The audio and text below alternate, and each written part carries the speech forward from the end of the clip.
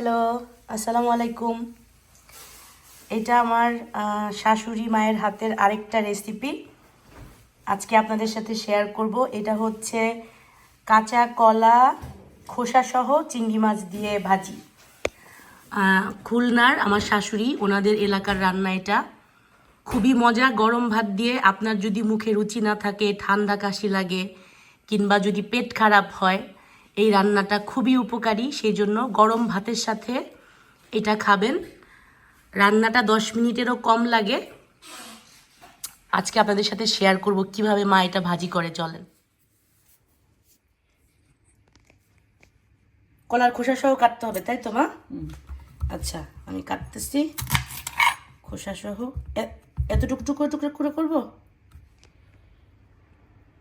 এতটুকু করে টুকরা করবো না, টুকরা করবা কেন? মানে ছোট ছোট টুকরা করে ভাবছি যে তারপরে কাটবো আমি, নাহলে বড় করে কিভাবে কাটবো আমরা। আচ্ছা, এতটুকু এভাবে। এই কলার ভাজি হচ্ছে খোসা সহ করতে হয়, তাই তো মা? কাঁচা কলা ভাজি। আচ্ছা, এভাবে এতটুকু ঠিক আছে।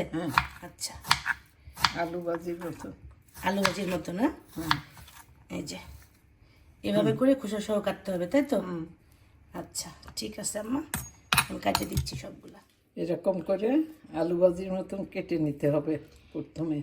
খোসা সহ একটা কলা আমরা কাটছি না মা? একটা কলা ভাজি করব আমরা আজকে।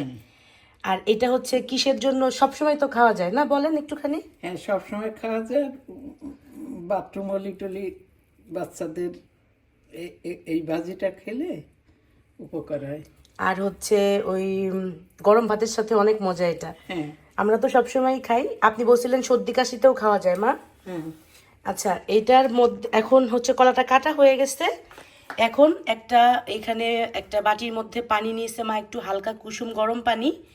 এর মধ্যে একটু লবণ, হ্যাঁ লবণ দিবে, আর একটু হলুদ দিবে, দিয়ে কলাটা ভিজায় রাখবে যাতে কলার কষ উঠে যায় আর কলাটা কালো না হয়ে যায়, না মা? আচ্ছা, কতক্ষণ ভিজায় রাখবেন মা কলাটা? 5-10 মিনিট। আচ্ছা, 5-10 মিনিট ভিজায় রাখবে এখানে এভাবে পানির মধ্যে কলাটা। 5-10 মিনিট পরে কলাটা ঠান্ডা পানিতে ধুয়ে তারপরে রান্না করবেন, না মা? আচ্ছা, ঠিক আছে আম্মা। কি কি লাগবে ভাজির জন্য বলেন। সেই ধুয়ে পরিষ্কার করে উঠাইছি। এটা হচ্ছে কিভাবে ধুইছেন একটু সেটাও বলেন মা। ওই হালকা গরম পানি দিয়ে একটু হাতে নাড়ায় নাড়ায় 2-3 দোয়া দিছি, আচ্ছা যাতে কষটা চলে যায়। বেশি কষ থাকলে আবার স্বাদ লাগবে না। আচ্ছা তারপরে জিরের গুঁড়ি, লবণ, পেঁয়াজ, হলুদ, এই কাঁচামরিচ, রসুন একটু, রসুন খুব সামান্য 2 কোয়া। সরিষার তেল, আর এই চিংড়ি মাছ।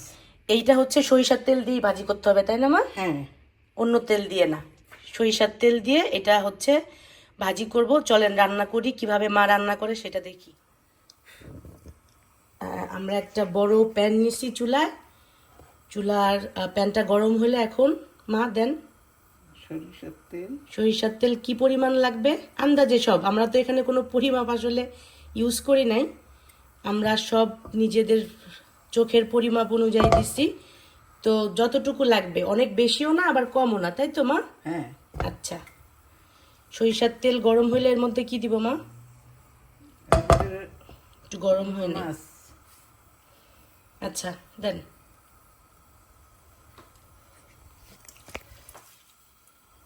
বিসমিল্লাহ।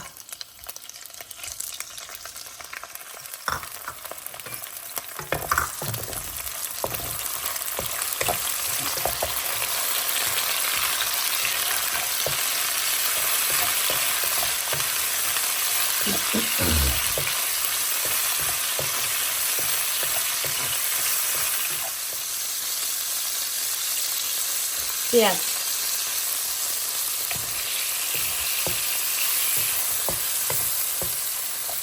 2 কোয়া রসুন আর 3টা কাঁচামরিচ। বাচ্চারা যদি খায় তাহলে কাঁচামরিচ দেওয়া যাবে না, না মা? হলুদ, খুবই সামান্য একটু হলুদের গুঁড়া, একটু লবণ, তারপর স্বাদ মতো। জিরার গুঁড়া দিবেন না মা? একটু দিতে হবে। সামান্য একটু জিরার গুঁড়া দিতে, খুবই সামান্য, বেশি না। এটা দিয়ে একটুখানি 1-2 মিনিট ভাজা ভাজা করব, তারপরে কলা দিয়ে দিব। পেঁয়াজটা আর এই সব মশলা দিয়ে চিংড়ি মাছের সাথে 1 মিনিটের মতো একটু ভাজে নিছি। এর মধ্যে এখন মা কলা দিয়ে দিচ্ছে, সেই কাঁচা কলা। গেলাম মা।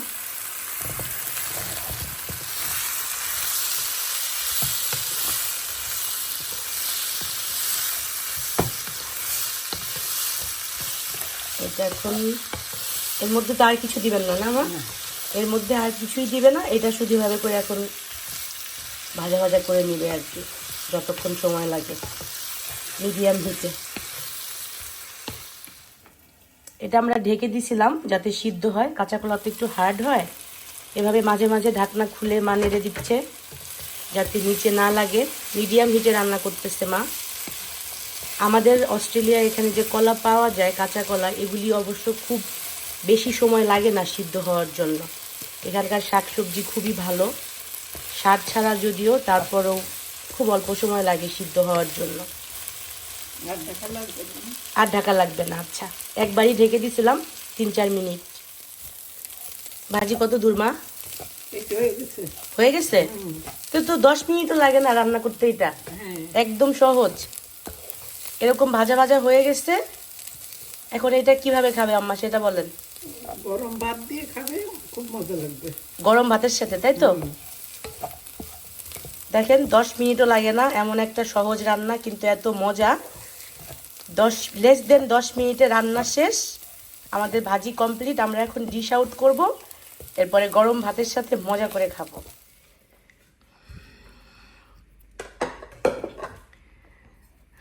আমি বুঝাইতে পারবো না যে মার হাতের এই 2টা রান্নাই আমার কত পছন্দ আর কত মজা। আপনারা ট্রাই করেন অবশ্যই। আর আমার ভিডিও যদি ভালো লাগে অবশ্যই শেয়ার করবেন ফ্রেন্ডদের সাথে। ভালো থাকবেন সবাই অনেক। Thanks for watching. আল্লাহ হাফেজ। আবার আসবো মার আরেকটা রেসিপি নিয়ে খুব তাড়াতাড়ি। বাই।